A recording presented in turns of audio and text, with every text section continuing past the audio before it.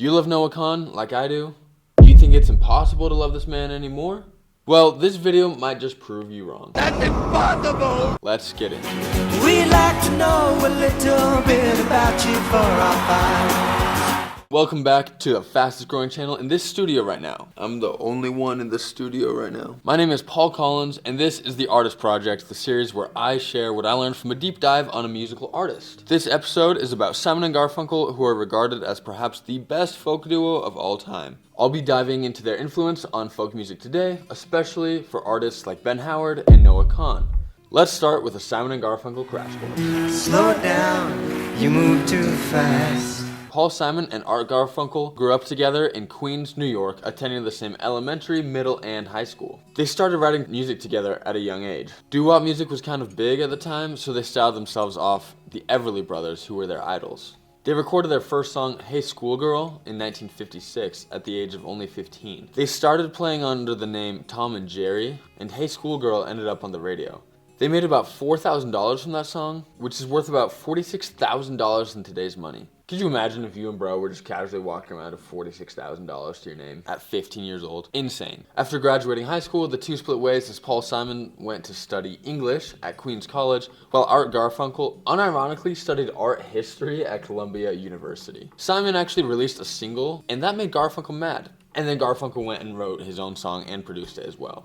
Nice. Fast forward to 1963, Paul Simon had graduated and they started playing music together again. But this time, they were interested in folk music. They wrote 3 songs, one of them being titled The Sound of Silence. A man named Tom Wilson, a prominent staffer at Columbia Records, caught wind of this, and Simon convinced him to let the duo audition. This led to them being signed by Columbia Records. Paul Simon and Art Garfunkel, under the name Simon and Garfunkel, recorded their first studio album titled Wednesday Morning 3 a.m. It released on October 19th, 1964, under Columbia Records. It showed off their talent, featured a lot of covers, and honestly was a complete flop. They sold only 3,000 copies on release. That's it. They were done. That's the end of the story. Simon moved to England. Garfunkel went back to school. Wait, what? They're playing The Sound of Silence on the radio? That's right, a DJ in Boston had picked up the song on late night radio, and the kids loved it. Wilson, the guy from Columbia Records, also loved it, and low-key recorded a remix of it without even telling the boys. It reached #1 on the Hot 100 charts. Simon said he was horrified when he heard that version. Columbia Records wanted to act on this new momentum, and they wanted to act now. Something important to note is, back then, record labels basically had all of the power. They still kind of do. They released their second album, Sounds of Silence, a bit rushed, in January of 1966, followed by Parsley, Sage, Rosemary, and Thyme in October of that same year. They released Bookends in April of 1968, right after doing the soundtrack for Academy Award-winning movie The Graduate with the hit single Mrs. Robinson. Simon and Garfunkel released their 5th and final studio album, Bridge Over Troubled Water, in January of 1970. By the time that this album came out, music was changing. The Beatles were done, prog rock was taking over with Pink Floyd's Atomic Heart Mother, and Led Zeppelin was pioneering heavy metal. If you're interested in learning more about Led Zeppelin, I did a deep dive on them on my last episode. It's got some juicy content you won't want to miss. They were always known for, wait for it, drugs. The video covers everything from their crazy lifestyles to their potential as musicians. Back to Simon and Garfunkel. In just a few short years, their lives had changed 180 degrees. Their albums were topping charts, their fan base was growing, and they were changing folk music for artists to come. But more on their musical style later. The question right now is, why such a short career? The truth is, the duo just didn't get along. They had differences in personality, musical style, and honestly career interests. For example, Paul Simon kept producing his solo music, while Art Garfunkel was a lot more focused on his new career in acting. After taking multiple hiatuses, Okay,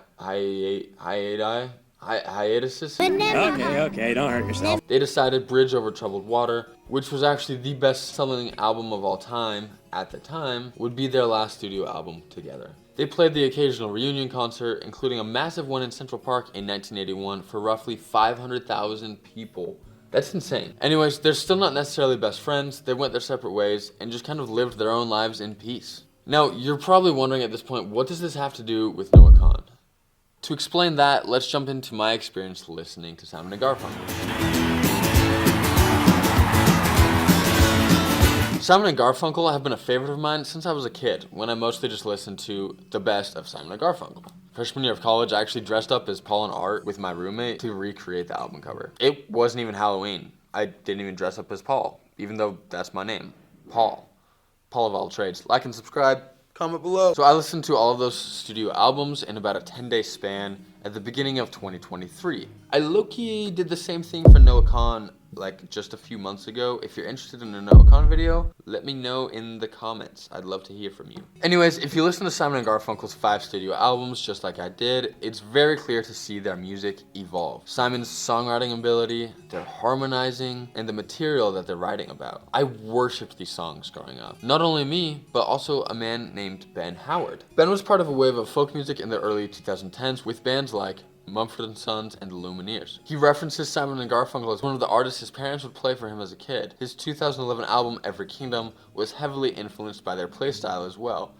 He even recorded a cover of The Boxer, one of Simon and Garfunkel's biggest hits. Fast forward to 2018, where emerging indie pop artist Noah Kahan is asked in an interview, "Who is an artist you wanted to be like?"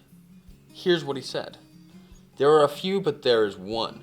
I grew up listening to Paul Simon and Cat Stevens. That led me into artists like Counting Crows, Hozier, and Mumford & Sons. If there was one, I would say Ben Howard." Fast forward 5 more years to 2023, and Noah Kahan performs a Paul Simon tribute with the Milk Carton Kids.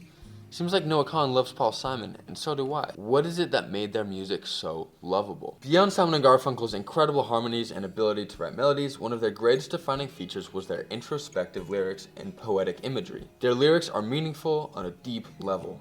They address isolation, social issues, existentialism, and more.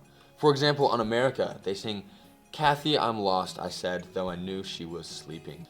Yet a lot of their music is used for reflection and growth, even encouragement. On perhaps their biggest song, Bridge Over Troubled Water, they say, "If you need a friend, I'm sailing right behind. Like a bridge over troubled water, I will ease your mind." Now, if you're a Noah Kahan fan, you know his lyrics aren't surface level either. He addresses heartbreak, mental health, alcoholism, and more. I mean, just listen to these lines from Growing Sideways. "I'm terrified that I might never have met me.